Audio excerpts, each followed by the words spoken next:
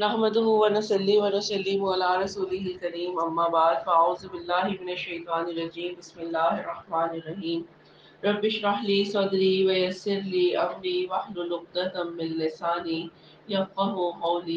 اللهم فقهنا في الدین وعلمنا التاویل آمین یا رب العالمین۔ پارہ نمبر 12 رکو نمبر 8 سے تلاوت سنتے ہیں اور سورہ ہود کی آیت نمبر 84 ہے، رکو نمبر 8۔ إلى مدين أخاهم شعيبا قال يا قوم اعبدوا الله ما لكم من إله غيره ولا تنقصوا المكيال والميزان إني أراكم بخير وإني أخاف عليكم عذاب يوم محيط ويا قوم أوفوا المكيال والميزان بالقسط ولا تبخسوا الناس أشياءهم ولا تعثوا في الأرض مفسدين بقية الله خير لكم إن كنتم مؤمنين وما أنا عليكم بحفيظ قالوا يا شعيب أصلاتك تأمرك أن نترك ما يعبد آباؤنا أو أن نفعل في أموالنا ما نشاء إنك لأنت الحليم الرشيد قال يا قوم أرأيتم إن كنت على بينة من ربي ورزقني منه رزقا حسنا وما أريد أن أخالفكم إلى ما أنهاكم عنه إن أريد إلا الإصلاح ما استطعت وما توفيقي إلا بالله عليه توكلت وإليه أنيب ويا قوم لا يجرمنكم شقاقي أن يصيبكم مثل ما أصاب قوم نوح أو قوم هود أو قوم صالح وما قوم لوط منكم ببعيد واستغفروا ربكم ثم توبوا إليه إن ربي رحيم ودود قالوا يا شعيب ما نفقه كثيرا مما تقول وإنا لنراك فينا ضعيفا ولولا رهطك لرجمناك وما أنت علينا بعزيز قال يا قوم أرهطي أعز عليكم من الله واتخذتموه وراءكم ظهريا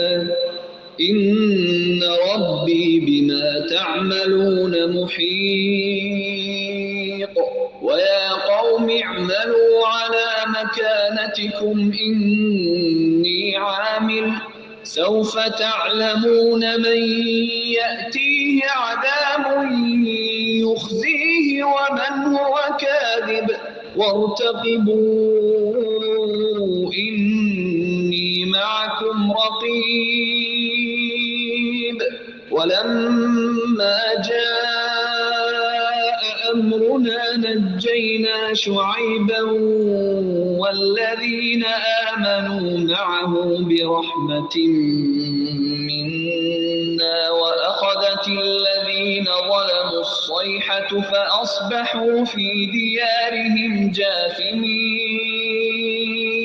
كأن لم يغنوا فيها ألا بعدا لمدين كما بعدت ثمود. اور ہم نے مدین والوں کی طرف ان کے بھائی شعیب علیہ السلام کو بھیجا. اس نے کہا ہے میری قوم اللہ کی عبادت کرو, اس کے سوا تمہارا کوئی معبود نہیں, اور تم ناپ تول میں بھی کمی نہ کرو. میں تو تمہیں آسودہ حال دیکھ رہا ہوں اور مجھے تم پر گھیرنے والے دن کے عذاب کا خوف بھی ہے. اے میری قوم ناپ تول انصاف کے ساتھ پوری کرو, لوگوں کو ان کی چیزیں کم نہ دو اور زمین میں فساد اور خرابی نہ مچاؤ.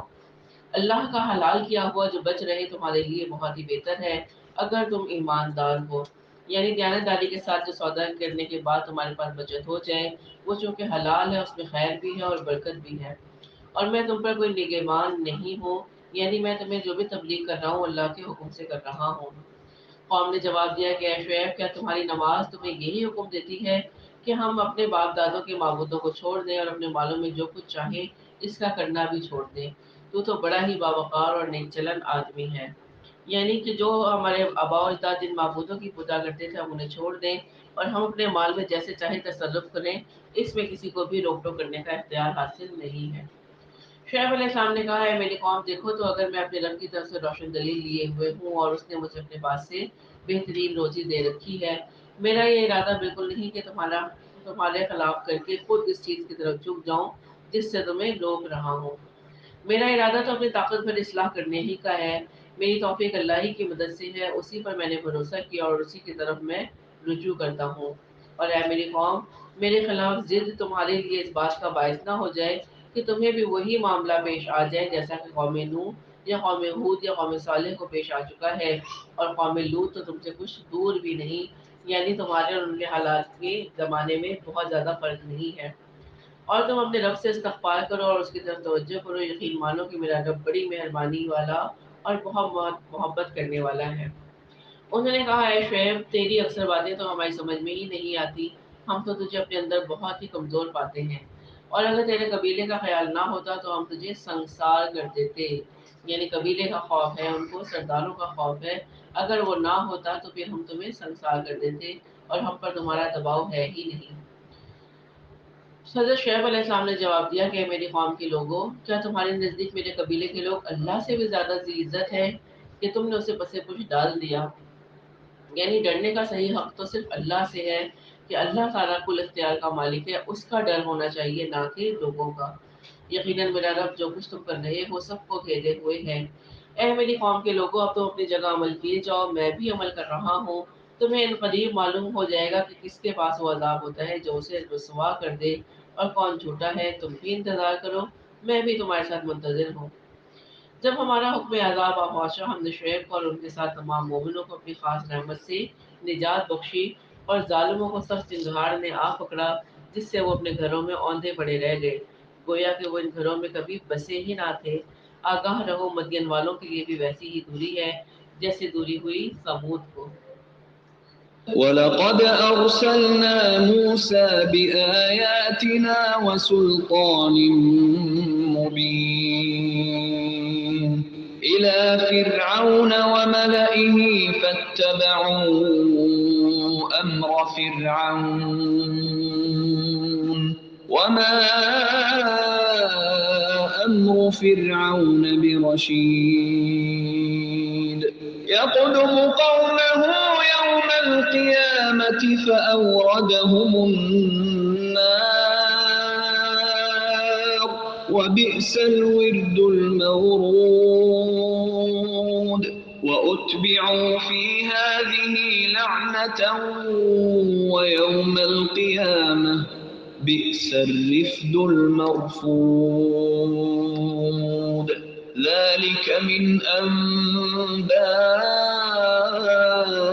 الْقُرَى نَقُصُّهُ عَلَيْكَ مِنْهَا قَائِمٌ وَحَصِيدٌ. وما ظلمناهم ولكن ظلموا أنفسهم فما أغنت عنهم آلهتهم التي يدعون من دون الله من شيء لما جاء أمر ربك وما زادوهم غير تتبيب وكذلك أخذ ربك إذا أخذ القرى وهي ظالمة إن أخذه أليم شديد إن في ذلك لآية لمن خاف عذاب الآخرة ذلك يوم مجموع له الناس وذلك يوم مشهود وما نؤخره إلا لأجل معدود يوم يأتي لا تكلم نفس إلا بإذنه فمنهم شقي وسعيد فأما الذين شقوا ففي النار لهم فيها زفير وشهيق خالدين فيها ما دامت السماوات والأرض إلا ما شاء ربك إن ربك فعال لما يريد وأما الذين سعدوا ففي الجنة خالدين فيها ما دامت السماوات والأرض إلا ما شاء ربك عطاء غير مجذوذ فلا تك في مرية مما يعبد هؤلاء ما يعبدون إلا كما يعبد آباؤهم من قبل وإنا لموفوهم نصيبهم غير منقوص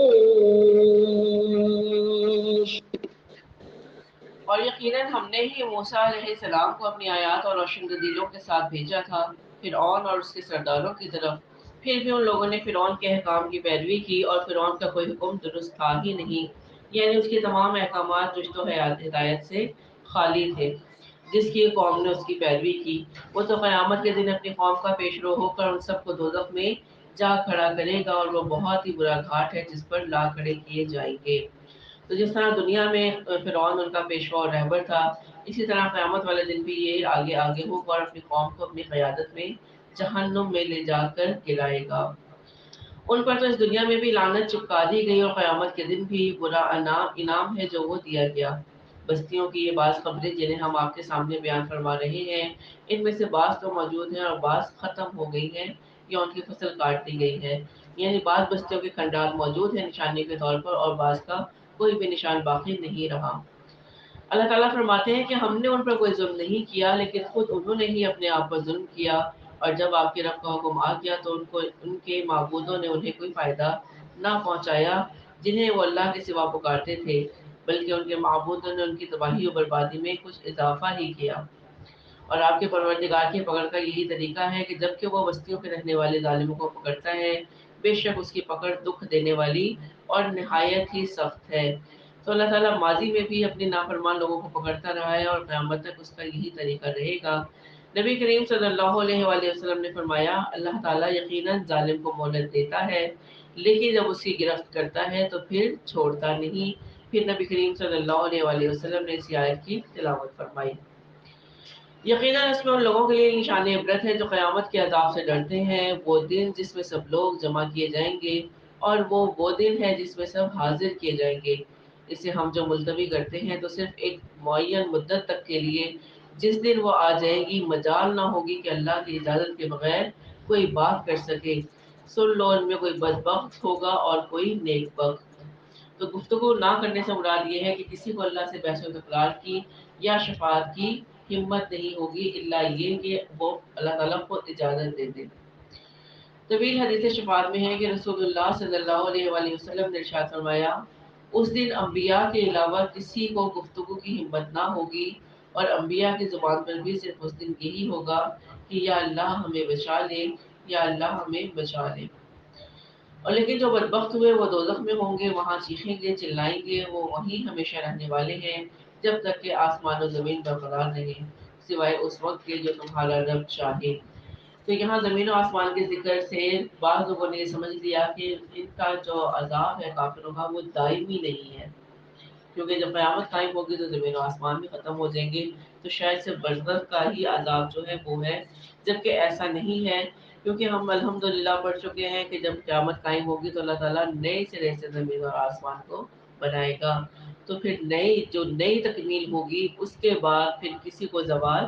نہیں ہے۔ تو جب تک وہ زمین آسمان اور چاند ستارے قائم رہیں گے اس وقت تک وہ عذاب میں رہیں گے، یعنی یہ ہمیشگی کا عذاب ہوگا، کیونکہ جنتیوں کے بارے میں بھی ہم نے پڑھ لیا، جو جنت میں جائے گا وہ ہمیشہ رہے گا، اور جو جہنم میں جائے گا وہ بھی ہمیشہ رہے گا، سوائے اس وقت کے جو تمہارا رب چاہے، یعنی اللہ تعالیٰ جس پر چاہے رحم کر کے اس کو اس عذاب سے نکال سکتے ہیں۔ یقیناً تیرا رب جو چاہے کر گزرتا ہے۔ لیکن جو نیک بخت کیے گئے وہ جنت میں ہوں گے جہاں ہمیشہ رہیں گے جب تک آسمان و زمین باقی رہیں گے، مگر جو تیرا پروردگار چاہے، اور یہ کبھی نہ ختم ہونے والی بخشش ہے۔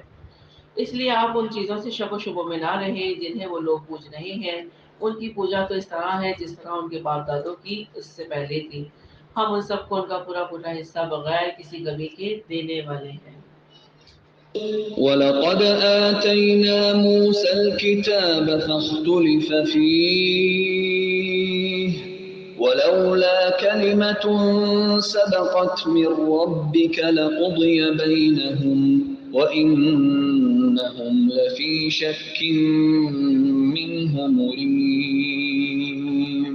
وَإِنَّ كُلًّا لَّمَّا لَيُوَفِّيَنَّهُمْ رَبُّكَ أَعْمَالَهُمْ إِنَّهُ بِمَا يَعْمَلُونَ خَبِيرٌ فَاسْتَقِمْ كَمَا أُمِرْتَ وَمَن تَابَ مَعَكَ وَلَا تَطْغَوْا إِنَّهُ بِمَا تَعْمَلُونَ بَصِيرٌ وَلَا تَرْكَنُوا إِلَى الَّذِينَ ظَلَمُوا فَتَمَسَّكُمُ النَّارُ مِن دُونِ اللَّهِ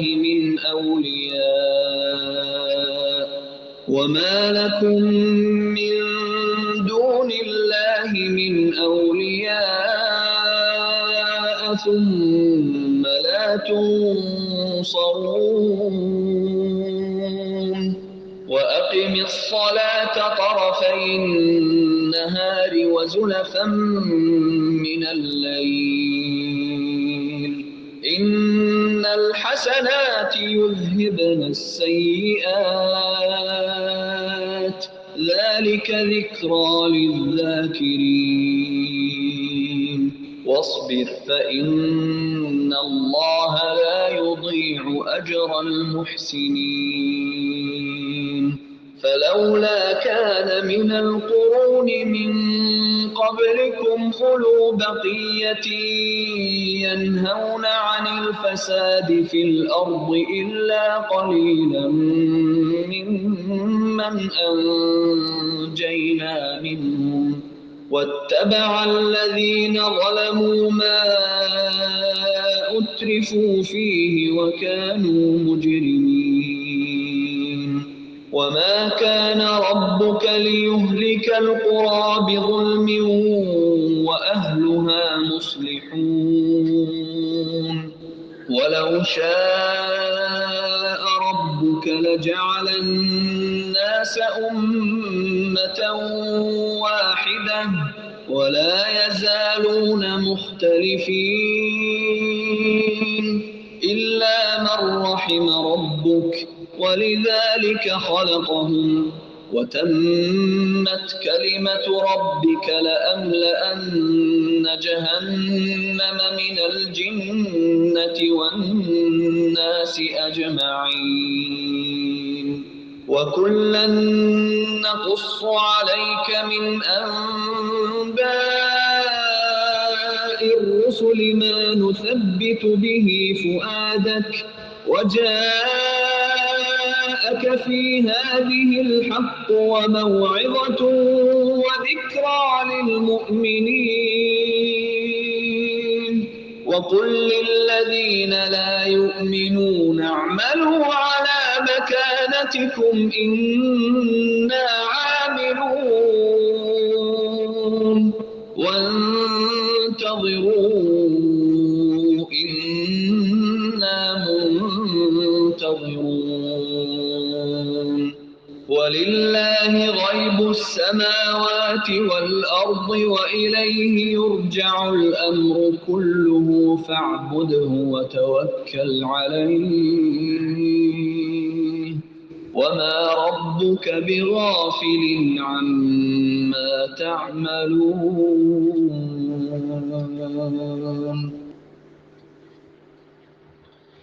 یقیناً ہم نے موسیٰ کو کتاب دی، پھر اس میں اختلاف کیا گیا. اگر پہلے ہی آپ کے رب کی بات صادر نہ ہو گئی ہوتی تو یقیناً ان کا فیصلہ کر دیا جاتا، یعنی اگر عذاب کا وقت مقرر نہ ہوتا تو انہیں فوری طور پر ہلاک کر دیا جاتا. انہیں تو اس میں سخت شبہ ہے. یقیناً ان میں سے ہر ایک کو آپ کا رب اس کے اعمال کا پورا پورا بدلہ دے گا. بے شک وہ جو کچھ کر رہے ہیں ان کے اعمال سے وہ باخبر ہے. بس آپ جمع رہیے جیسا کہ آپ کو حکم دیا گیا ہے، اور وہ لوگ بھی جو آپ کے ساتھ توبہ کر چکے ہیں. خبردار تم حد سے نہ بڑھنا، اللہ تمہارے اعمال کو دیکھنے والا ہے. دیکھو ظالموں کی طرف ہرگز نہ جھکنا ورنہ تمہیں بھی دوزخ کی آگ لگ جائے گی. اللہ کے سوا تمہارا کوئی مددگار نہ ہوگا اور نہ تم مدد کیے جاؤ گے. یعنی کافروں کی طرف متوجہ نہ ہونا، ان کے ساتھ نرمی اور مداحنت کرتے ہوئے ان سے مدد حاصل نہ کرنا. اس سے ان کو یہ تاثر ملے گا کہ گویا تم ان کی دوسری باتوں کو بھی پسند کرتے ہو. اس طرح یہ تمہارا ایک بڑا جرم بن جائے گا جو تمہیں بھی ان کے ساتھ نارے جہنم کا مستحق قرار دے گا. دن کے دونوں سروں یعنی صبح اور شام کے اوقات میں نماز قائم کیجیے، اور رات کی کئی ساعتوں میں بھی. یقیناً نیکیاں برائیوں کو دور کر دیتی ہیں. یہ نصیحت ہے، نصیحت پکڑنے والوں کے لیے. آپ صبر کرتے رہیے، یقیناً اللہ نیکی کرنے والوں کا اجر ضائع نہیں کرتا. بس کیوں نہ تم میں سے پہلے زمانے کے لوگوں میں سے ایسے اہل خیر ہوئے جو زمین میں فساد پھیلانے سے روکتے، سوائے ان چند کے جنہیں ہم نے ان میں سے نجات دی تھی. ظالم لوگ تو اس چیز کے پیچھے پڑ گئے جس میں ناسودگی دی گئی تھی، اور وہ گنہگار تھے. آپ کا رب ایسا نہیں کہ کسی بستی کو ظلم سے ہلاک کر دے جبکہ وہاں کے لوگ نیکوکار ہوں. اگر آپ کا پروردگار چاہتا تو سب لوگوں کو ایک ہی امت بنائے رکھتا. وہ تو برابر اختلاف کرتے ہی رہیں گے، مگر جن پر آپ کا رب رحم فرمائے اسی لیے تو اس نے انہیں پیدا کیا. اور آپ کے رب کی یہ بات پوری ہوگی کہ میں جہنم کو جنوں اور انسانوں سے بھر دوں گا. رسولوں کے سب احوال ہم آپ کے سامنے آپ کے دل کی تسکین کے لیے بیان فرما رہے ہیں. آپ کے پاس اس صورت میں بھی حق پہنچ چکا جو نصیحت و واعظ ہے مومنوں کے لیے. ایمان نہ لانے والوں سے کہہ دیجیے کہ اگر تم اپنے طور پر عمل کیے جاؤ تو ہم بھی عمل میں مشغول ہیں. تم بھی انتظار کرو، ہم بھی منتظر ہیں. آسمانوں اور زمین کا علم غیب اللہ ہی کو ہے. تمام کاموں کا رجوع بھی اسی کی جانب ہے، لہذا اسی کی عبادت کرتے رہیں، اسی پہ بھروسہ رکھیں، اور جو کچھ تم کر رہے ہو اس سے تمہارا رب غافل نہیں ہے. الحمدللہ سورہ ہود مکمل ہوئی. سورہ یوسف کا آغاز کرتے ہیں. مکی سورت ہے اور اس میں 12 رکوعات ہیں. پہلے رکوع کی تلاوت سنتے ہیں. أعوذ بالله من الشيطان الرجيم بسم الله الرحمن الرحيم ألف لام را تلك آيات الكتاب المبين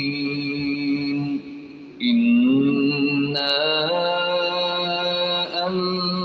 أنزلناه قرآنا عربيا لعلكم تعقلون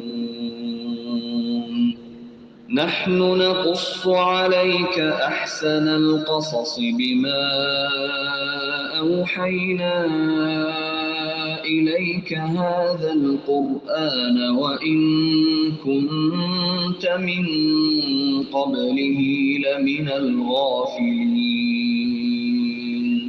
إذ قال يوسف لأبيه يا أبت إني رأيت 11 كوكبا والشمس والقمر رأيتهم لي ساجدين قال يا بني لا تقصص رؤياك على إخوتك فيكيدوا لك كيدا إن الشيطان للإنسان عدو مبين وكذلك يجتبيك ربك ويعلمك من تأويل الأحاديث ويتم نعمته عليك وعلى آل يعقوب كما أتمها على أبويك من قبل إبراهيم وإسحاق إن ربك عليم حكيم شروع اللہ کے نام سے جو بہت مہربان نہایت رحم والا ہے۔ الف لام را، یہ روشن کتاب کی آیتیں ہیں۔ یقیناً ہم نے اس کتاب کو عربی قرآن بنا کر نازل فرمایا ہے تاکہ آپ سمجھ سکیں۔ ہم آپ کے سامنے بہترین بیان پیش کرتے ہیں اس قرآن سے جو ہم نے آپ کی جانب وحی کے ذریعے نازل کیا ہے، اور یقیناً آپ اس سے پہلے بے خبروں میں سے تھے۔ جب یوسف علیہ السلام نے اپنے باپ سے ذکر کیا کہ ابا جی میں نے 11 ستاروں اور سورج چاند کو خواب میں دیکھا کہ وہ مجھے سجدہ کر رہی ہیں، تو مفسرین نے کہا ہے کہ 11 ستاروں سے مراد یوسف علیہ السلام کے بھائی ہیں جو 11 ہی تھے، اور چاند سورج سے مراد ماں باپ ہے۔ اور اس خواب کی تعبیر 40 یا 80 سال کے بعد اس وقت سامنے آئی جب یہ سارے بھائی اپنے والدین سمیت مصر گئے اور وہاں یوسف علیہ السلام کے سامنے سجدہ ریز ہو گیا۔ اس کی تفصیل ہم انشاءاللہ اگلی آیت میں پڑھیں گے۔ یعقوب علیہ السلام نے کہا پیارے بچے اپنے اس خواب کا ذکر اپنے بھائیوں سے نہ کرنا، ایسا نہ ہو کہ وہ تیرے ساتھ کوئی فریب کاری کرے، شیطان تو انسان کا کھلا دشمن ہے۔ یعنی جب یعقوب علیہ السلام نے اندازہ لگا لیا کہ ان کا بیٹا عظمت شان کا حامل ہوگا تو انہیں اندیشہ لاحق ہوا کہ یہ خواب سن کر دوسرے بھائی اس کی عظمت کا اندازہ کرتے اسے نقصان پہنچانے کی کوشش نہ کریں۔ اور بھائیوں کے مکر و فریب کی وجہ یہ بیان کی کہ شیطان چونکہ انسان کا عظیم دشمن ہے،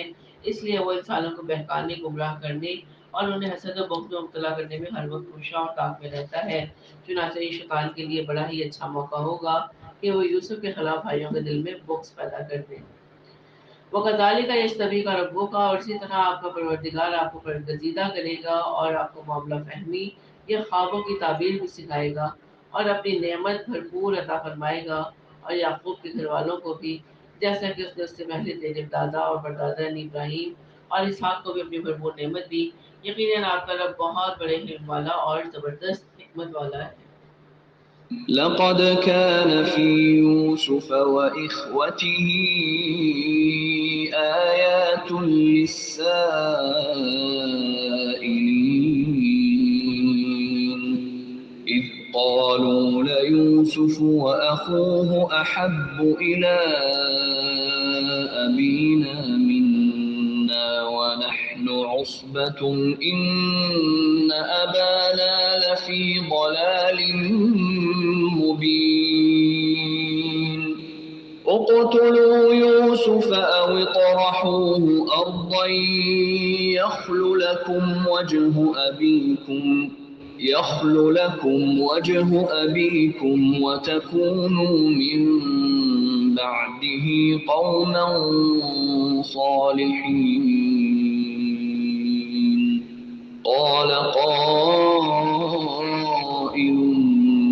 منهم لا تقتلوا يوسف وألقوه في غيابة الجب يلتقطه بعض السيارة إن كنتم كنتم فاعلين قالوا يا أبانا ما لك لا تأمنا على يوسف وإنا له لناصحون أرسله معنا غدا يرتع ويلعب وإنا له لحافظون قال إني ليحزنني أن تذهبوا به وأخاف أن يأكله الذئب وأنتم عنه غافلون قالوا لئن أكله الذئب ونحن عصبة إنا إذا لخاسرون فلما ذهبوا به وأجمعوا أن يجعلوه في غيابة الجب وأوحينا إليه لتنبئنهم بأمرهم هذا وهم لا يشعرون وجاءوا أباهم عشاء يبكون قالوا يا أبانا إنا ذهبنا نستبق وتركنا يوسف عند متاعنا فأكله الذئب وما أنت بمؤمن لنا ولو كنا صادقين وجاءوا على قميصه بدم كذب قال بل سولت لكم أنفسكم أمرا فصبر جميل والله المستعان على ما تصفون وجاءت سيارة فأرسلوا واردهم فأدلى دلوه قال يا بشرى هذا غلام وأسروه بضاعة والله عليم بما يعملون وشروه بثمن بخس دراهم معدودة وكانوا فيه من الزاهدين یقیناً یوسف اور اس کے بھائیوں میں دریافت کرنے والوں کے لیے بڑی بڑی نشانیاں ہیں، اور وہ کیا نشانیاں ہیں کہ اس قصے میں اللہ تعالیٰ کی عظیم قدرت، نبی کریم صلی اللہ علیہ وآلہ وسلم کی نبوت کی صداقت کی بڑی نشانیاں ہیں، اور پھر زندگی گزارنے کے جو معاملات ہیں، احوالات ہیں، وہ سب اللہ رب العزت نے یہاں پر بیان کر دیے ہیں۔ یقیناً یوسف اور اس کے بھائیوں میں دریافت کرنے والوں کے لیے بڑی نشانیاں ہیں، جبکہ انہوں نے کہا کہ یوسف اور اس کا بھائی بنسبت ہمارے باپ کو بہت زیادہ پیارا ہے، تو ان کے بھائی سے مراد بنیامین ہے۔ حضرت یوسف علیہ السلام اور بنیامین یہ ایک ماں سے بھائی تھے اور باقی 11 الگ ماں سے تھے۔ حالانکہ ہم طاقتور جماعت ہیں، کوئی شک نہیں کہ ہمارے ابا صحیح غلطی میں ہیں۔ یوسف کو تو مال ہی ڈالو یا اسے کسی نامعلوم جگہ پھینک دو کہ تمہارے والد کا رخ تمہاری ہی طرف ہو جائے، اس کے بعد تم نیک ہو جانا، یعنی کام کرنے کے بعد تم توبہ کر لینا اور اللہ کی طرف رجوع کرنے والے بن جانا۔ ان میں سے ایک نے کہا یوسف کو قتل تو نہ کرو بلکہ اسے کسی اندھے کنویں کی تہہ میں ڈال آؤ کہ اسے کوئی آتا جاتا قافلہ اٹھا لے جائے، اگر تمہیں کرنا ہی ہے تو یوں کرو۔ تو یہ تجویز ایک بھائی نے ظاہر شفقت پیش کی، قتل کے مقابلے میں یہ تجویز واقعتاً ہمدردی کے جذبات کی ہی حامل تھی، اور یہ اللہ کا تقدیری حکم بھی تھا کہ حضرت یوسف علیہ السلام نے مصر کی بادشاہت بھی حاصل کرنی تھی۔ انہوں نے کہا آخر آپ یوسف کے بارے میں ابا جان، آخر آپ یوسف کے بارے میں ہم پر اعتبار کیوں نہیں کرتے؟ ہم تو اس کے خیر خواہ ہیں، کل آپ اسے ضرور ہمارے ساتھ بھیج دیجیے کہ خوب کھائے پیے اور کھیلے، اور اس کی ہم حفاظت کرنے کے ذمہ دار ہیں۔ یعقوب نے کہا اسے تمہارا لے جانا مجھے تو سخت صدمہ دے گا اور مجھے یہ بھی کھٹکا لگا رہے گا کہ تم غفلت میں ہو اور بھیڑیا اسے کھا جائے۔ انہوں نے جواب دیا کہ ہم جیسی زور آور جوان کی موجودگی میں بھی اگر بھیڑیا اسے کھا جائے تو ہم بالکل ہی نکمے ہوں گے۔ پھر جب اسے لے چلے اور سب نے مل کر ٹھان لیا کہ اسے غیر آباد گہنے کنویں کی تہہ میں پھینک دیں،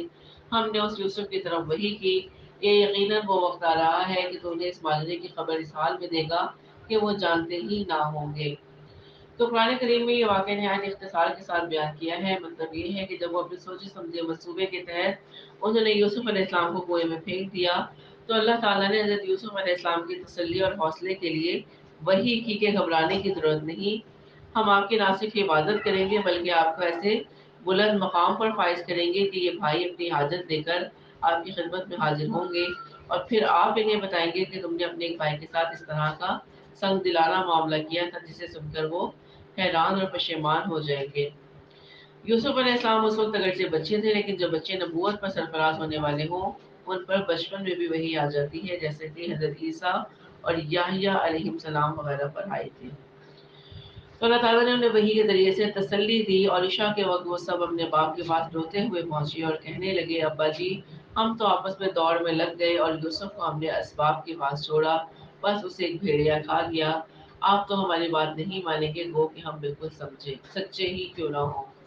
اور یوسف کے کرتے کو جھوٹ موٹ کے خون سے خون آلود بھی کر لائے۔ باپ نے کہا، یوں نہیں بلکہ تم نے اپنے دل ہی میں ایک بات بنا لی ہے، بس صبر ہی بہتر ہے اور تمہاری بنائی ہوئی باتوں پر اللہ ہی سے مدد طلب کی جائے گی۔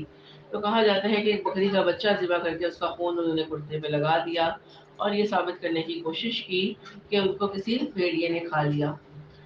تو اگر کوئی بھیڑیا کھاتا تو قمیص پہ خون کے ساتھ کرتے کا پھٹا ہونا بھی لازمی تھا، لیکن کرتا پھٹا ہوا نہیں تھا، جسے دیکھ کر حضرت یعقوب علیہ السلام نے اندازہ لگایا اور اس فراست نبوت سے بھی آپ نے یہ اندازہ لگا لیا کہ یہ واقعہ اس طرح نہیں پیش آیا بلکہ تم نے اپنے دلوں میں اس بات کو بنا لیا ہے، یہ خود ساختہ بات ہے۔ اور ایک قافلہ آیا، انہوں نے اپنی پانی لانے والے کو بھیجا، اس نے اپنا ڈور لٹکایا اور کہنے لگا، واہ واہ خوشی کی بات ہے، یہ تو ایک لڑکا ہے۔ یعنی جب اس نے اپنا ڈول پانی میں ڈالا کہ وہ پانی نکال لے تو اس میں حضرت یوسف علیہ السلام نکل آئے۔ انہوں نے انہیں اس مالی سجادت چھپا کر قرار دے کر چھپا دیا اور اللہ اس سے باخبر تھا جو وہ کر رہے تھے، اور انہوں نے اسے بہت ہی ہلکی قیمت پر گنتی کے چند درہموں پر ہی بیچ ڈالا۔ وہ تو یوسف کے بارے میں بہت ہی بے رغبت تھے، کیونکہ گری بڑی چیز یا کوئی بھی چیز جب انسان کو یوں ہی مل جائے تو پھر اس کی قدر نہیں ہوتی، چاہے وہ کتنی ہی قیمتی کیوں نہ ہو، اس کی صحیح قدر و قیمت انسان پر واضح نہیں ہوتی۔ اسی لیے حضرت یوسف علیہ السلام کی قدر و قیمت کا بھی وہ اندازہ نہیں لگا سکے اور چند درہموں کے عوض ان کو مصر میں بیچ ڈالا۔ وقال الذي اشتراه من مصر لامرأته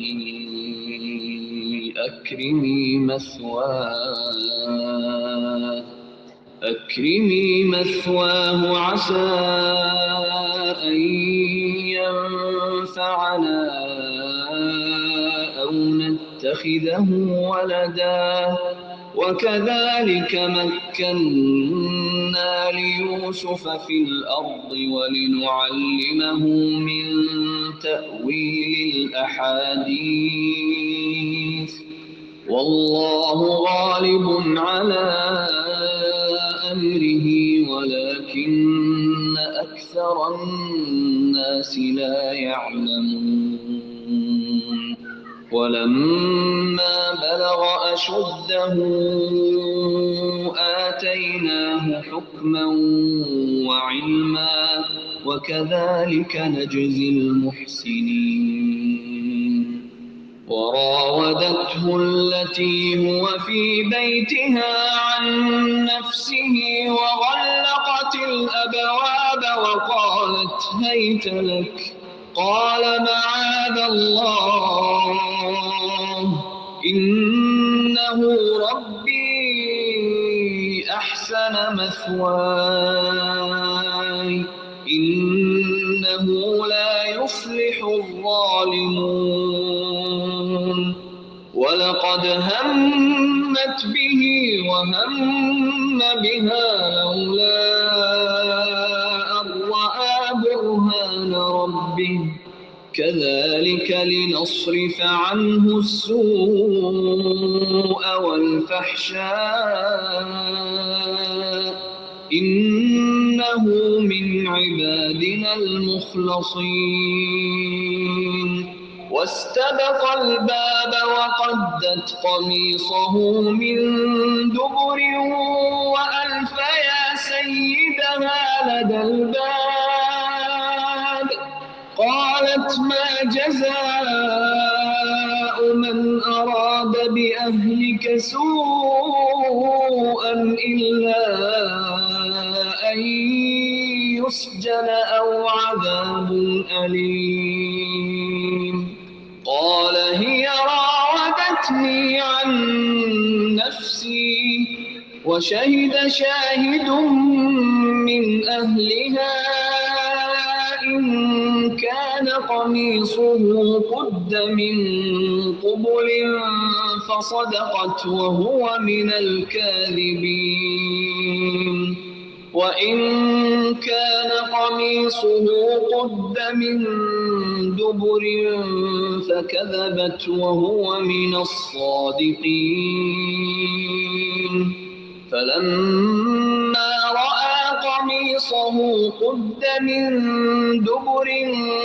قال إنه من كيدكن إن كيدكن عظيم يوسف أعرض عن هذا واستغفري لذنبك إنك كنت من الخاطئين. مصر والوں میں سے جس نے اسے خریدا تھا اس نے اپنی بیوی سے کہا کہ اسے بہت عزت اور احترام کے ساتھ رکھو، بہت ممکن ہے کہ یہ ہمیں فائدہ پہنچائے یا اسے ہم اپنا بیٹا ہی بنا لیں۔ یوں ہم نے مصر کی سرزمین میں یوسف کا قدم جما دیا کہ ہم اسے خواب کی تعبیر کا کچھ علم سکھا دیں۔ اللہ اپنے ارادے پر غالب ہے، لیکن اکثر لوگ بے علم ہوتے ہیں۔ اور جب یوسف پختگی کی عمر کو پہنچ گئے تو ہم نے اسے قوت فیصلہ اور علم دیا، ہم نیک کاروں کو اسی طرح بدلہ دیا کرتے ہیں۔ اس عورت نے جس کے گھر میں یوسف تھے یوسف کو بہلانا پھسلانا شروع کیا کہ وہ اپنے نفس کی نگرانی چھوڑ دے اور دروازے بند کر کے کہنے لگی کہ لو آ جاؤ۔ یوسف نے کہا اللہ کی پناہ، وہ میرا رب ہے، مجھے اس نے بہت ہی اچھی طرح رکھا ہے، بے انصافی کرنے والوں کا بھلا نہیں ہوتا۔ تو یہاں سے یوسف علیہ السلام کا ایک اور نہائی امتحان شروع ہوا۔ عزیزہ مصر کی بیوی جس کو اس کے خاوند نے تاکید کی تھی کہ یوسف کو اکرام و احترام کے ساتھ رکھے، وہ یوسف علیہ السلام کے حسن جمال پر فریفتہ ہو گئی اور انہیں دعوت گناہ دینے لگی جسے یوسف علیہ السلام نے ٹھکرا دیا۔ اس عورت نے یوسف کا قصد کیا اور یوسف اس کا قصد کرتے اگر وہ اپنے پروردگار کی دلیل نہ دیکھتے تو اپنے پروردگار کی دلیل یا برہان نہ دیکھتے ہوتے، یعنی انہیں اپنے رب نے اپنی برہان دکھا دی اور اس لیے انہوں نے اس کا قصد نہیں کیا۔ تو وہ کیا چیز دکھائی گئی جسے دیکھ کر آپ اپنے نفس کے دائیں کے دبانے پر عورت کرنے میں کامیاب ہو گئے؟ تو اللہ تعالیٰ اپنے پیغمبروں کی اسی طرح سے حفاظت فرماتا ہے۔ تو اگر وہ اپنے رب کی دلیل نہ دیکھتے تو وہ اس گناہ کا قصد کر لیتے۔ یوں ہی ہوا تاکہ ہم اس سے برائی اور بے حیائی دور کر دیں، بے شک وہ ہمارے چنے ہوئے بندوں میں سے تھا۔ اور دونوں دروازے کی طرف دوڑے اور اس عورت نے یوسف کو کرتا پیچھے کی طرف سے کھینچ کر پھاڑ ڈالا اور دروازے کے پاس ہی عورت کا شوہر دونوں کو مل گیا۔ تو کہنے لگی جو شخص تیری بیوی کے ساتھ برا ارادہ کرے بس اس کی سزا یہی ہے کہ اسے قید کر دیا جائے یا کوئی دردناک سزا دی جائے۔ یعنی خاوند کو دیکھتے ہی خود معصوم بن گئی اور تمام تر جرم حضرت یوسف علیہ السلام کو ذمے سونپ دیا اور ان کے لیے سزا بھی تجویز کر دی، حالانکہ صورتحال اس کے بالکل برعکس تھی۔ یوسف نے کہا یہ عورت ہی مجھے پھسلا رہی تھی اور عورت کے قبیلے ہی کے ایک شخص نے گواہی دی کہ اگر اس کا کرتا آگے سے پھٹا ہوا تو عورت سچی ہے اور یوسف جھوٹ بولنے والوں میں سے ہے، اور اگر اس کا کرتا پیچھے کی جانب سے پھٹا ہوا ہو تو عورت جھوٹی ہے اور یوسف سچوں میں سے ہے۔ یہ انہی کے خاندان کا کوئی سمجھدار آدمی تھا جس نے یہ فیصلہ کیا۔ فیصلے کو یہاں شہادت سے تعبیر کیا گیا ہے کیونکہ معاملہ ابھی تحقیق طلب تھا۔ بعض لوگوں نے کہا کہ گواہی دینے والا ایک شیر خوار بچہ تھا، لیکن یہ بات مستند روایات سے ثابت نہیں ہے۔ تو جس کی بھی گواہی تھی واللہ عالم بالصواب، اس گواہی کے مطابق جب خاوند نے دیکھا کہ یوسف کا کرتا پیٹھ کی جانب سے پھٹا ہوا ہے تو صاف کہہ دیا کہ یہ تم عورتوں کی چال بازی ہے، بے شک تمہاری چال بازی بہت بری ہے، یعنی وہ عزیز مصر سمجھ گیا کہ اس میں گناہگار اس کی اپنی عورت ہی ہے۔ اس نے پھر یوسف علیہ السلام کی طرف توجہ دی اور کہا کہ یوسف اب اس بات کو جانے دو، یعنی اس کا چرچا نہ کرو، اور اے عورت تو اپنے گناہ سے توبہ کر، بے شک تو گناہگاروں میں سے ہے۔ وقال نسوة في المدينة امرأة العزيز تراود فتاها عن نفسه قد شغفها حبا إنا لنراها في ضلال مبين فلما سمعت بمكرهن أرسلت إليهن وأعتدت لهن متكأ وآتت كل واحدة منهن سكينا وقالت اخرج عليهن فلما رأينه أكبرنه وقطعن أيديهن وقلن حاش لله ما هذا بشرا إن هذا إلا ملك كريم قالت فذلكن الذي لمتنني فيه ولقد راودته عن نفسه فاستعصم ولئن لم يفعل ما آمره ليسجنن وليكونن من الصاغرين قال رب السجن أحب إلي مما يدعونني إليه وإلا تصرف عني كيدهن أصب إليهن وأكن من الجاهلين فاستجاب له ربه فصرف عنه كيدهن إنه هو السميع العليم ثم بدا لهم من بعد ما رأوا الآيات ليسجننه حتى حين۔ اور شہر کی عورتوں میں چرچا ہونے لگا کہ عزیز کی بیوی اپنے جوان غلام کو اپنا مطلب نکالنے کے لیے بہلانے پھسلانے میں لگی رہتی ہے، اور اس کے دل میں یوسف کی محبت بیٹھ گئی ہے، ہمارے خیال میں تو وہ سری گمراہی میں ہے۔ اس نے جب ان عورتوں کی پرفریب مکارانہ باتیں سنی تو انہیں بلوا بھیجا، یعنی عزیز مصر کی بیوی تک یہ خبر پہنچی کہ لوگ اس کے بارے میں باتیں کر رہے ہیں، تو اس نے ایک دعوت کا اہتمام کیا، ان کے لیے ایک مجلس مرتب کی اور ان میں سے ہر ایک کو چھری دی اور کہا اے یوسف ان کے سامنے سے چلے آؤ۔ ان عورتوں نے جب حضرت یوسف علیہ السلام کو دیکھا تو بہت بڑا جانا اور اپنے ہاتھ کاٹ لیے اور زبان سے نکل گیا کہ حاش اللہ، کہ یہ انسان نہیں، یہ تو یقیناً کوئی بہت ہی بزرگ فرشتہ ہے۔ تو یہ حاشا للہ جو ہے یہ حیرت کے مقام پہ کیا جاتا ہے، جیسا کہ اب ہم کہتے ہیں ماشاء اللہ۔ تو اس وقت انہوں نے جب حضرت یوسف علیہ السلام کو دیکھا تو وہ بھی ان کے حسن کی ان کی تاب نہ لا سکی، اور انہوں نے کہا کہ یہ تو کوئی بزرگ فرشتے ہیں۔ اس وقت عزیز مصری کی بیوی نے کہا یہ ہے وہ جس کے بارے میں تم مجھے تانے دے رہی تھی، میں نے ہر چند اس سے اپنا مطلب حاصل کرنا چاہا لیکن یہ بال بال بچا رہا، اور جو کچھ میں اس سے کہہ رہی ہوں اگر یہ نہ کرے گا تو یقیناً یہ قید کر دیا جائے گا اور بے شک یہ بہت ہی بے عزت ہوگا۔ تو عورتوں کی یہ مدہوشی دیکھ کر اس کو مزید حوصلہ ہو گیا اور شرم و حیا کے سارے حجاب دور کر کے اس نے اپنے برے ارادے کا ایک مرتبہ پھر اظہار کیا۔ یوسف علیہ السلام نے دعا کی کہ اے میرے پروردگار، جس بات کی طرف یہ عورتیں مجھے بلا رہی ہیں اس سے تو مجھے جیل خانہ پسند ہے، اگر تو نے ان کا مکروہ فریب مجھ سے دور نہ کیا تو میں تو ان کی طرف مائل ہو ہی جاؤں گا اور بالکل نادانوں میں سے جا ملوں گا۔ تو یوسف علیہ السلام نے یہ دعا اپنے دل میں کی، لیکن ایک مومن کے لیے دعا بھی ایک ہتھیار ہے۔ حدیث میں آتا ہے کہ 7 آدمیوں کو اللہ تعالیٰ قیامت کے دن اپنے سائے میں جگہ فرمائے گا، ان میں سے ایک وہ شخص ہے جسے کوئی ایسی عورت دعوت گناہ دے جو حسن جمال سے بھی آراستہ ہو اور جاہ و منصب کی بھی حامل ہو، لیکن وہ اس کے جواب میں یہ کہہ دے کہ میں تو اللہ سے ڈرتا ہوں، اللہ تعالیٰ قیامت کے دن اس کو عرش کا سایہ عطا فرمائیں گے اور یہی حدیث کا جو مفہوم ہے یہ ان عورتوں کے لیے بھی ہے جو کسی ایسی دعوت کے اوپر لبیک نہیں کہتی۔ اللہ تعالیٰ نے اس کے رب نے اس کی دعا کو قبول کیا اور عورتوں کے دعو پیچ سے اس سے پھیر دیے۔ یقیناً وہ خوب سننے والا، خوب جاننے والا ہے۔ پھر ان تمام نشانیوں کے دیکھ لینے کے بعد بھی انہیں یہی مصلحت معلوم ہوئی کہ یوسف کو کچھ مدت کے لیے قید خانے میں رکھا جائے۔ تو عفت و پاک دامنی واضح ہو جانے کے بعد یوسف علیہ السلام کو حوالہ زندان کرنے میں یہی مصلحت پیش نظر ہو سکتی تھی کہ عزیز مصر یوسف کو اپنی بیوی سے دور رکھنا چاہتا تھا تاکہ وہ دوبارہ یوسف علیہ السلام کو اپنے دام میں پھنسانے کی کوشش نہ کرے جس چیز کا وہ ارادہ رکھتی تھی۔ ودخل معه السجن فتيان قال أحدهما إني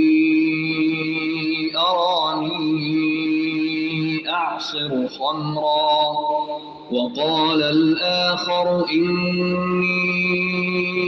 أراني أحمل فوق رأسي خبزا تأكل الطير منه نبئنا بتأويله إنا نراك من المحسنين قال لا يأتيكما طعام ترزقانه إلا نبأتكما بتأويله قبل أن يأتيكما ذلكما مما علمني ربي إني تركت ملة قوم لا يؤمنون بالله وهم بالآخرة هم كافرون واتبعت ملة آبائي إبراهيم وإسحاق ويعقوب ما كان لنا أن نشرك بالله من شيء ذلك من فضل الله علينا وعلى الناس ولكن أكثر الناس لا يشكرون يا صاحبي السجن أأرباب متفرقون خير أم الله الواحد القهار ما تعبدون من دونه إلا أسماء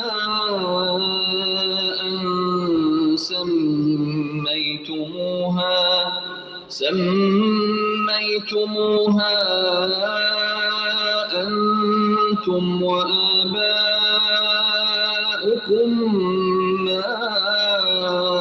أنزل الله بها من سلطان إن الحكم إلا لله أمر ألا تعبدوا إلا إياه ذلك الدين القيم ولكن أكثر الناس لا يعلمون يا صاحبي السجن أما أحدكما فيسقي ربه خمرا وأما الآخر فيصلب فتأكل الطير من رأسه قضي الأمر الذي فيه تستفتيان وقال للذي ظن أنه ناج منهما اذكرني عند ربك فأنساه الشيطان ذكر ربه فلبث في السجن بضع سنين اس کے ساتھ ہی دو اور جوان بھی جیل خانے میں داخل ہوئے۔ ان میں سے ایک نے کہا کہ میں نے خواب میں اپنے آپ کو شراب نچوڑتے دیکھا ہے اور دوسرے نے کہا کہ میں نے اپنے آپ کو دیکھا ہے کہ میں اپنے سر پر روٹیاں اٹھائے ہوئے ہوں جس سے پرندے کھا رہے ہیں، ہمیں آپ اس کی تعبیر بتائیے، ہمیں تو آپ خوبیوں والے شخص دکھائی دیتے ہیں۔ یوسف نے کہا تمہیں جو کھانا دیا جاتا ہے اس کے تمہارے پاس پہنچنے سے پہلے ہی میں تمہیں اس کی تعبیر بتا دوں گا، یہ سب اس علم کی بدولت ہے جو مجھے میرے رب نے سکھایا ہے۔ یعنی جو میں تعبیر بتاؤں گا وہ کاہنوں اور نجومیوں کی طرح نہیں ہوگی جس میں خطا اور ثواب دونوں کا اہتمام ہوتا ہے، بلکہ میری تعبیر یقینی علم پر مبنی ہوگی جو اللہ کی طرف سے مجھے عطا کیا گیا ہے، جس میں غلطی کا کوئی امکان ہی نہیں، یعنی جو بھی تعبیر میں بتاؤں گا وہ ہو کر ہی رہے گی۔ میں نے ان لوگوں کا مذہب چھوڑ دیا ہے جو اللہ پر ایمان نہیں رکھتے اور آخرت کے بھی منکر ہیں۔ میں اپنے باپ دادوں کے دین کا پابند ہوں، یعنی ابراہیم، اسحاق اور یعقوب علیہ السلام کے دین کا۔ ہمیں ہرگز یہ سزاوار نہیں کہ ہم اللہ کے ساتھ کسی کو بھی شریک کریں۔ ہم پر اور تمام لوگوں پر اللہ کا یہ خاص فضل ہے، لیکن اکثر لوگ ناشکری کرتے ہیں۔ اے میرے قید خانے کے ساتھیوں، کیا متفرق معبود بہتر ہے یا ایک اللہ زبردست طاقتور؟ تو پوچھا تو خواب کی تعبیر گئی تھی، خواب کی تعبیر پوچھی گئی تھی، لیکن حضرت یوسف علیہ السلام نے موقع کا فائدہ اٹھا کر دعوت و تبلیغ کا میدان سجا لیا اور اللہ واحد معبود کی طرف دعوت دینے لگے۔ اس کے سوا تم جن کی پوجا پاٹ کر رہے ہو وہ سب نام ہی کے خدا ہیں جو تم نے اور تمہارے باپ دادوں نے خود ہی گڑھ لیے ہیں۔ اللہ نے ان کی کوئی دلیل نازل نہیں فرمائی، فرما روائی صرف اللہ ہی کی ہے، اسی کا فرمان ہے کہ تم سب سوائے اس کے کسی اور کی عبادت نہ کرو، یہی دین درست ہے، لیکن اکثر لوگ نہیں جانتے۔ اے میرے قید خانے کے رفیقوں، تم دونوں میں سے ایک تو اپنے بادشاہ کو شراب پلانے پر مقرر ہو جائے گا، لیکن دوسرا سولی دیا جائے گا اور پرندے اس کا سر نوچ نوچ کر کھائیں گے۔ تم دونوں جس کے بارے میں تحقیق کر رہے تھے اس کا فیصلہ کر دیا گیا، یعنی تقدیر الہی میں پہلے سے یہ بات ثبت ہے، جو تعبیر میں نے بتلائی ہے لا محالہ واقعہ ہو کر ہی رہے گی۔ تو رسول اللہ صلی اللہ علیہ وسلم نے بھی فرمایا کہ خواب جب تک اس کی تعبیر بیان نہ کی جائے پرندے کے پاؤں پر ہے، اور جب اس کی تعبیر بیان کر دی جاتی ہے تو وہ واقع ہو جاتا ہے۔ تو اگر کوئی آپ سے اپنا کوئی خواب شیئر کرے اور آپ کو سمجھ میں نہ آئے تو اس کی تعبیر بیان نہ کرے، بہتر تو یہی ہے کہ کوئی بھی خواب بیان نہ کیا جائے، 2 رکعت نفل پڑھ کر اسے حاجت کی نفل پڑھ کر اللہ کے سپرد کر دیں کہ اللہ تعالیٰ اسے ہمارے حق میں بہتر کرتے ہیں۔ اور جس کی نسبت یوسف کا گمان تھا کہ ان دونوں میں سے یہ چھوٹ جائے گا، اس سے کہا کہ اپنے بادشاہ سے میرا بھی ذکر کر دینا۔ پھر اس سے شیطان نے اپنے بادشاہ سے ذکر کرنا بھلا دیا اور یوسف نے کئی سال قید خانے میں ہی کاٹے۔ وقال الملك إني أرى 7 بقرات سمان يأكلهن 7 عجاف و7 سنبلات خضر وأخر يابسات يا أيها الملأ أفتوني في رؤياي إن كنتم للرؤيا تعبرون قالوا أضغاث أحلام وما نحن بتأويل الأحلام بعالمين وقال الذي نجا منهما وادكر بعد أمة أنا أنبئكم بتأويله فأرسلون يوسف أيها الصديق أفتنا في 7 بقرات سمان يأكلهن 7 عجاف و7 سنبلات خضر وأخر يابسات لعلي أرجع إلى الناس لعلهم يعلمون قال تزرعون 7 سنين دأبا فما حصدتم فذروه في سنبله إلا قليلا مما تأكلون ثم يأتي من بعد ذلك 7 شداد يأكلن ما قدمتم لهن إلا قليلا مما تحصنون ثم يأتي من بعد ذلك عام فيه يغاث الناس وفيه يعصرون وقال الملك ائتوني به فلما جاءه الرسول قال ارجع إلى ربك فاسأله ما بال النسوة اللاتي قطعن أيديهن إن ربي بكيدهن عليم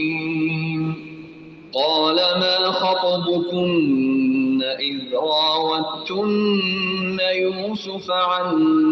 نفسه قلن حاش لله ما علمنا عليه من سوء قالت امرأة العزيز الآن حصحص الحق أنا راودته عن نفسه وإنه لمن الصادقين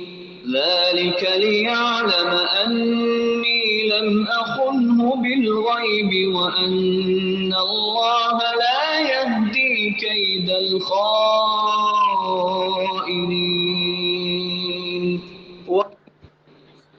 بادشاہ نے کہا کہ میں نے خواب میں دیکھا کہ 7 موٹی تازہ فربا گائیں ہیں جن کو 7 لاغر اور دبلی متلی گائیں کھا رہی ہیں اور 7 بالیاں ہیں سبز اور دوسری 7 بالکل خشک. اے درباریوں میرے اس خواب کی تعبیر بتلاؤ اگر تم خواب کی تعبیر دے سکتے ہو. تو اللہ تعالیٰ اس خواب کے ذریعے سے یوسف کی رہائی عمل میں لانا چاہتا تھا. چنانچہ بادشاہ کے درباریوں اور معبرین نے اس خواب میں پریشان کی تعبیر بتلانے سے عاجزی کا اظہار کر دیا. انہوں نے جواب دیا کہ یہ تو اڑتے اڑاتے پریشان خواب ہیں اور ایسے شوریدہ پریشان خوابوں کی تعبیر جاننے والے ہم نہیں. ان 2 قیدیوں میں سے جو رہا ہوا تھا اسے مدت کے بعد یاد آ گیا اور کہنے لگا کہ میں تمہیں اس کی تعبیر بتلا دوں گا, مجھے جانے کی اجازت دیجیے. تو اسے اچانک یاد آیا, اس نے کہا کہ مجھے مہلت دو, میں تمہیں آ کر اس کی تعبیر بتلاتا ہوں. چنانچہ وہ سیدھا نکل کر یوسف علیہ السلام کے پاس پہنچا اور خواب کی تفسیر بتا کر اس کی تعبیر کے بارے میں پوچھا.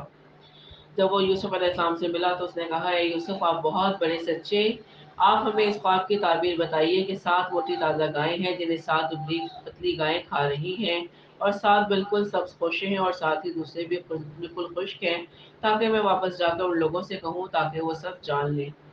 یوسف علیہ السلام نے جواب دیا کہ تم 7 سال تک پیر در پہ لگاتار حسب عادت غلہ بویا کرنا اور فصل کاٹ کر اسے بالیوں سمیت ہی رہنے دینا سوائے اپنے کھانے کی تھوڑی سی مقدار کے. یعنی کہ نہ صرف خواب کی تعبیر بتائی بلکہ اس کا حل بھی بتا دیا. اس کے بعد 7 سال نہایت سخت قحط کے آئیں گے, وہ اس غلے کو کھا جائیں گے جو تم نے ان کے لیے ذخیرہ رکھ چھوڑا تھا, سوائے اس تھوڑے سے کے جو تم محفوظ کر کے رکھو گے. اس کے بعد جو سال آئے گا اس میں لوگوں پر خوب بارش برسائی جائے گی اور وہ اس میں شیرہ انگور بھی خوب نچوڑیں گے. اور بادشاہ نے کہا کہ یوسف کو میرے پاس لاؤ. جب قاصد یوسف کے بعد پہنچا